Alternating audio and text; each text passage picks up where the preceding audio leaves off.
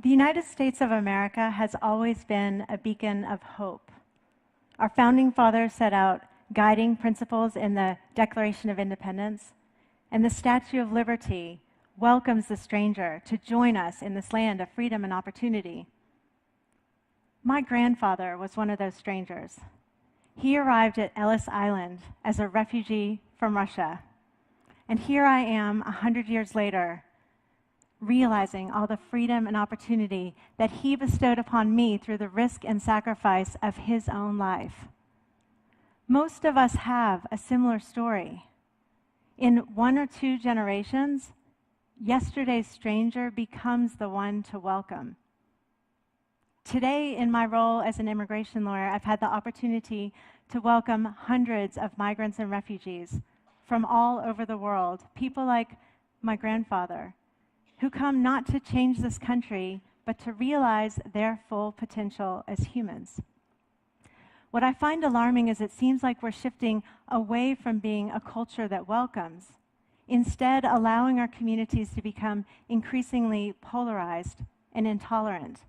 Many people only want to be surrounded by others who look or think like they do. That might feel comfortable or convenient, but it's not sustainable. Change, and migration specifically, dominate global headlines. More people are currently displaced than ever before. 65 million people currently displaced by conflict. That's more than the entire populations of Canada, New Zealand, and Australia combined. And others migrate for opportunity or love, or because their parents brought them. In the United States, the undocumented population alone is about 11 or 12 million people. This is our collective reality.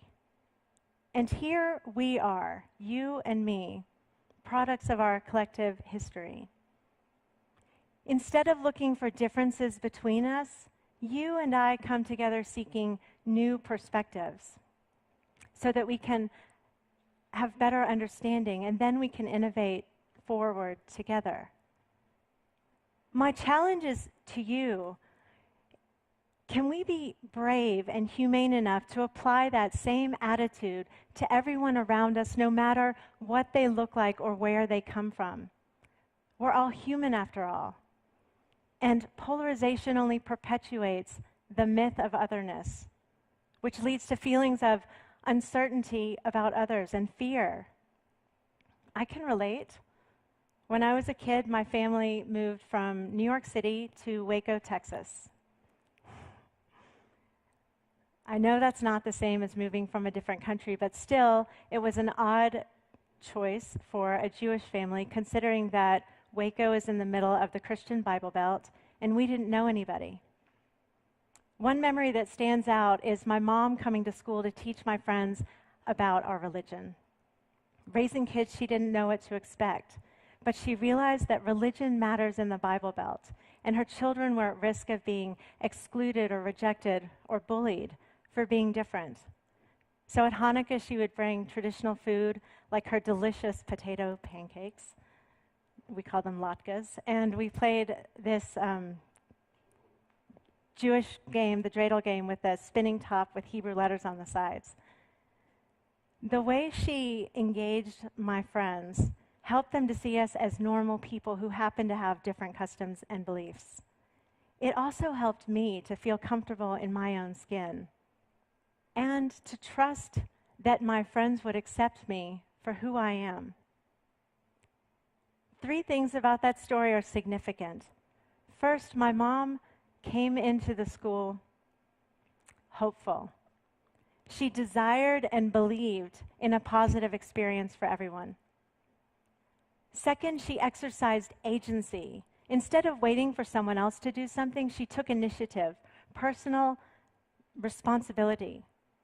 And third, she used communication, personal interaction to build connection and deeper understanding.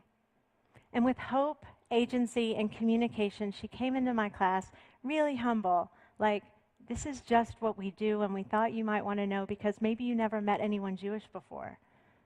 She realized that uncertainty lingers in the unknown, and that's where fear breeds, including her own fear. There always seem to be these two forces at work, hope and fear. Hope requires courage. Fear does not. It takes courage and vulnerability and even faith in others to overcome fear and confront uncertainty the way my mom did. She was building community. My experience growing up influences the way that I interact with my clients and actually with everyone. I'm really intentional about building community to foster an environment where everyone can thrive, the kind of environment where I want to live. What I didn't anticipate was how much richness and meaning my clients would add to my life. Some of them become really good friends and even family, like my goddaughter, Grace, who I love. She was born in the United States just 2 weeks after her family was granted political asylum from Haiti. Clearly, what I originally perceived as humanitarian work has evolved into a constant source of hope for me and for my clients. Hope in humanity. Imagine that. That is not the feeling I get when I turn on the TV or when I talk to people like my family and friends who get most of their information about migrants and refugees from the media. The rhetoric and images that we see tend to be so negative and sensational or tragic, defining people by their circumstances instead of by the human spirit that drives them forward.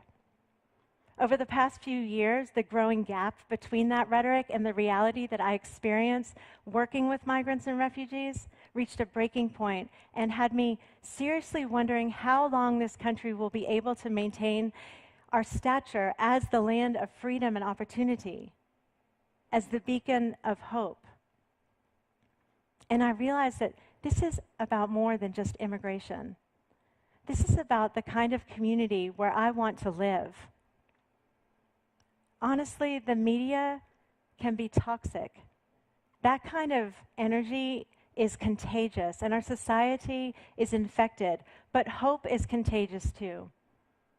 I know because I've experienced it time and again, whether it's with my clients or in line at the post office or at the grocery store. Every time I muster the courage to talk with strangers about something that troubles me, with respect, with a genuine desire to understand, not to convince, and to seek solutions together, something magic happens. That's the moment that they cease to be other.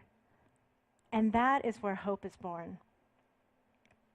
Recently, I was in Grand Rapids, Michigan, facilitating a workshop to explore culture, identity, and values. This is part of a year-long listening tour of the country I love to promote unity and community through deep listening and sharing. Our speaker panel included a Muslim student from Sudan and a Christian former refugee from South Sudan who spent 13 years living in refugee camps before she was resettled in the United States at the age of 15. She shared her experience in the foster care system. They placed her with a Muslim family, and she refused because back home, she knew the Muslims as those bad people who destroyed her country. But then she turned to the girl from Sudan and she said, "But now I look at you and I see a human being, my sister, and I want to hug you because we're here together in America. Here I've had the opportunity to meet all kinds of different people, and I know that those labels don't define us." It might take courage and more effort to reach through our comfort zones, to build community, but that kind of human connection can restore your hope in humanity. The process is liberating and expansive because actually our comfort zones are limitless if we only have hope and seek to understand. Thank you.